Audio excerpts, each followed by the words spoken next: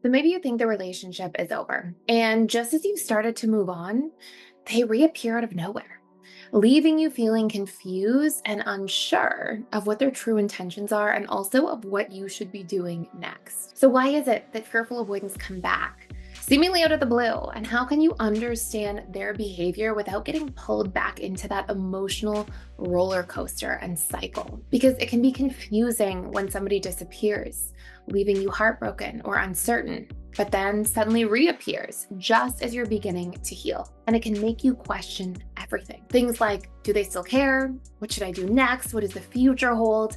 And are they even invested in trying to actually make something work? And if you don't understand the patterns of a fearful avoidant attachment style, then you could find yourself back in that cycle of uncertainty, getting hurt again, or worse yet, never fully healing because you don't understand that back and forth behavior. And if you are the fearful avoidant attachment style listening to this and see those patterns of being hot and cold, there and gone, and then suddenly reemerging, this video also could be so powerful for you in terms of recognizing why this happens. Because believe it or not, a lot of that inner chaos that gets brought into relationships starts with really painful inner chaos inside of your own fears and as a part of your own conditioning. So in today's video, we are going to unpack why are fearful avoidants hot and cold, touch and go in their relationships. And we'll talk about what you can do if you're on the receiving end, and importantly, what you can do if this is you going through those patterns so that you can move into a place of resolution and peace no matter which side of the equation you're on during this experience.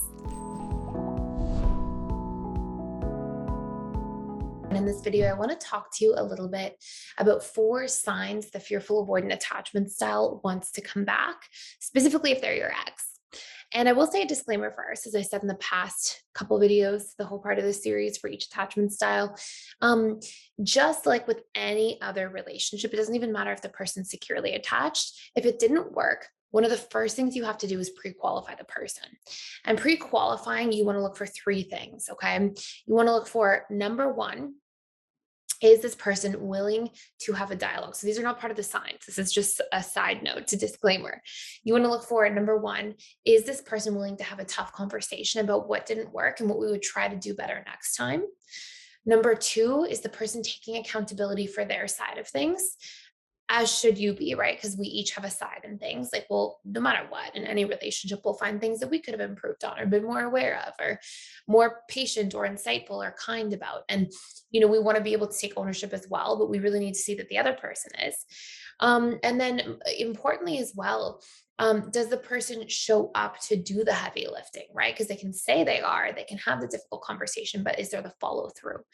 So you'll hear that come up in a moment when I talk about the pre-qualifying, but those are like some really important pre-qualifying factors, irrespective of somebody's attachment style. And now I want to tell you, these are the actual 4 signs the person might be wanting to come back. And you should be really looking. I'll tell you a little bit about not just the signs, but also what you can do. And maybe we'll include that in this video as well. So the first sign from a fearful avoidant is that they will tend to reach out to you directly. And they will ask pretty deep questions. And the really interesting thing about FAs is sometimes they can be so direct. They can just be like, do you still have feelings? But a lot of the time, instead, you'll see the fearful avoidant kind of like mirror the relationship, spend time romantically, be affectionate, be present, laugh, like do all the things that they would do in a relationship with you where it mimics a romantic relationship. But then they say, oh, no, we're just spending time together. Oh, we're just taking it easy. It's just like a friendship. But a lot of the time when they say that, or if they're interested in that, but they still say, oh, no, we're just being friends. A lot of the time there are some romantic feelings there for the FA, but they just don't want to be vulnerable. They just don't want to make the commitment. So they're sort of like testing the waters out, and they're also testing you to see if you want to get in the water with them as well. So that can be a very common pattern. Number 2, they will tend to ask deep questions to get a gauge if you moved on, right? Like they may bring things up like, or how are you feeling? Is there anybody in your life? They may ask some of these things, and they may seem like they're just friend zoning you questions, but generally if it's with an ex, especially if it was a longer relationship, if you've been broken up for a long time, obviously it's a different situation, but if you've been broken up for a couple months, these are usually the person pretending like they're invulnerable, as if you're full avoidant, but actually caring to see if you moved on or not, to see if there's room to maybe get back together. When the FA does these things too, by the way, it doesn't mean they're 100% sure they want to be back together. It means that they're trying to figure it out for themselves a lot of the time at the same time, as well as trying to sort of figure out if you're a safe bet. So it can be really confusing because of that. But these are some signs that are very common to see as a part of this dynamic. Number three, and this is a really interesting one. And again, the more signs you have together, the more it's really pointing in this direction, is that the fearful avoidant may actually address why they acted the way they did in the past and explain. And they may explain in a way that kind of insinuates that they've reflected, there's a difference, things would be, changed this time around, they started paying attention. And it's kind of their way of communicating to you, like, I would be ready to try again with a clean slate. And I would be, more aware this time going back into things. And so again, when you're seeing these three first features together, it generally points you in the direction of the fearful avoidance still being interested in rekindling.